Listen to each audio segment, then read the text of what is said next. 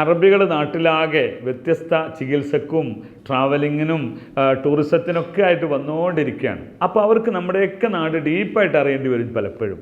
അതുകൊണ്ട് നമ്മുടെ കുട്ടികളൊക്കെ ചോദിക്കാറുണ്ട്, ഞാൻ മലപ്പുറം ജില്ലയിലാണ്, ഞാൻ കോഴിക്കോട് ജില്ലയിലാണ് എന്നൊക്കെ എങ്ങനെയാണ് അറബികളോട് പറഞ്ഞു കൊടുക്കുക? കാരണം അവർക്കതൊക്കെ മനസ്സിലാകുന്നതാണ്, ഇപ്പോൾ പണ്ടത്തെ പോലെയല്ല.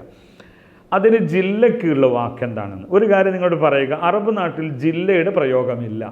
അവിടെയുള്ളത് മന്തിക്കയാണ്. എന്താണ് മന്തിക്ക എന്ന് പറഞ്ഞാൽ മേഖല എന്നൊരു അർത്ഥം വെക്കാം, ഏരിയ എന്നും അർത്ഥം വെക്കാം. അപ്പോൾ അതുകൊണ്ട് അതായിരിക്കുന്നത് മന്തിക്ക. മലാപുറം എന്ന് പറഞ്ഞാൽ മതി. അത് പറയുമ്പോൾ മലപ്പുറം എന്ന ഇംഗ്ലീഷിൻ്റെ കറക്റ്റ് വേർഡ് ഉപയോഗിക്കരുത്, മലാപുറം എന്ന്. കൊച്ചിയാണെങ്കിലോ മന്തിക്ക കൂശി എന്ന് പറയാം. അത് പിന്നെ മറ്റൊരു ടോപ്പിക്കാണ്.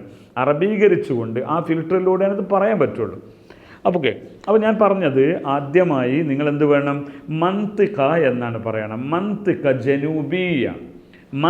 ജനൂബിയ സദേൺ റീജിയൻ.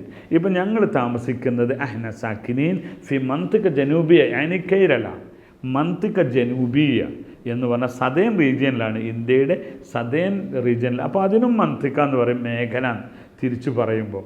പിന്നെ പഞ്ചായത്തിന് ഹയ്യ് എന്ന് പറയും, ഫി ഹയ്യ് എന്ന് പറയാം. അതൊന്നും ഇവിടെ പറയുന്നത് പോലെ അവർക്ക് ഡീപ്പായിട്ട് പറഞ്ഞു കൊടുക്കേണ്ടതില്ല.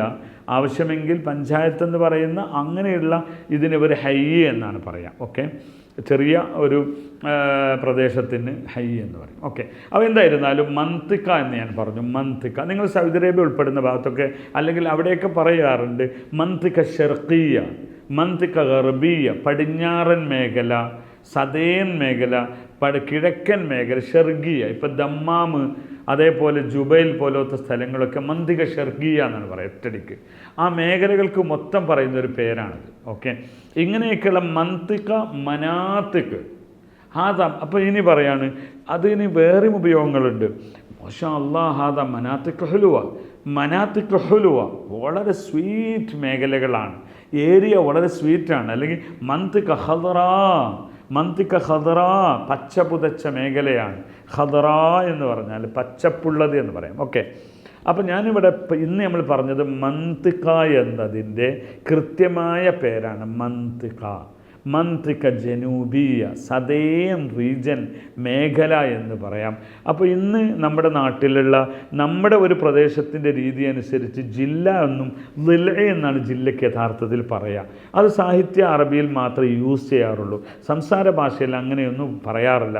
അതിന് നിങ്ങൾ അന ഫി മന്തിഖത്ത് മലാബുറം, അഹ്ന മിൻ കേരള ഫി മന്തിഖത്ത് മലാബുറം അങ്ങനെ പറഞ്ഞ, മന്തിഖത്ത് മലബാർ, മന്തിക കലിക്കൂത്ത്, ഇങ്ങനെയൊക്കെ പറയുമ്പോൾ അവർക്ക് മനസ്സിലാവും. ഇതാണ് ഇന്ന് നിങ്ങളുമായി പങ്കുവെച്ച വളരെ പ്രധാനപ്പെട്ട ടോപ്പിക്ക്. മന്തിക മനാത്തിക്ക് പച്ച പുതച്ച മേഖലയാണ്. മനാത്തിക്ക് ഖദറ, മനാത്തിക്ക് ഹുൽവ എന്നൊക്കെ പറയും. സ്വീറ്റ് എന്ന് പറഞ്ഞാൽ വളരെ ഭംഗിയാർന്ന പ്രദേശങ്ങളാണ് ഞങ്ങളുടെ പ്രദേശങ്ങൾ എന്നൊക്കെ നിങ്ങൾക്ക് പറയാം.